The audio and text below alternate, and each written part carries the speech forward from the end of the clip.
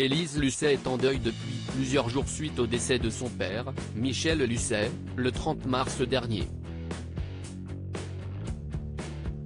Une nouvelle qui a été annoncée par Ouest France, qui a précisé que l'homme, âgé de 88 ans, est décédé à son domicile à Mitois, une commune de Saint-Pierre-en-Auge, dans le Calvados.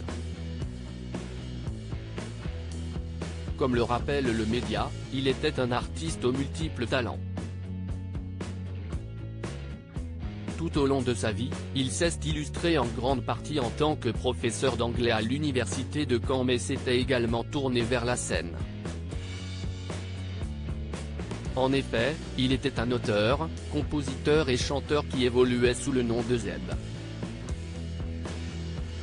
Il a notamment collaboré avec le contrebassiste de Georges Brassens, Pierre Nicolas, pour un 45 tours pour enfants et 2 33 tours, Ma péniche grise, sorti en 1975 et Ma devise, en 1978.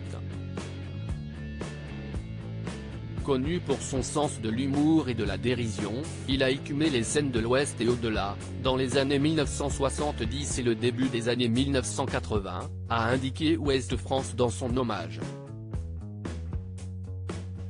Michel Lucet était un artiste aux multiples talents, qui a également écrit des ouvrages. En effet, il a publié en 1988 un roman intitulé Divisé par deux, édité chez Gallimard Jeunesse. Par la suite, il a souhaité se tourner de nouveau vers la chanson et, encouragé par son ami Serge Langlois, il avait produit un CD en 1998. Quelques années plus tard, il est revenu sur le devant de la scène avec un recueil de textes et poèmes intitulé Une effusion avant de dormir. Celui-ci a été publié en 2005 et il avait été très remarqué puisqu'il rendait notamment hommage au sacrifice des soldats, tombés lors du débarquement.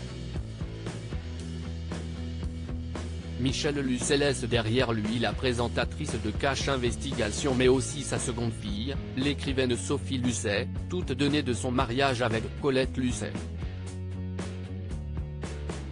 D'après les informations de Ouest France, ces obsèques ont eu lieu le 2 avril dernier, en toute intimité.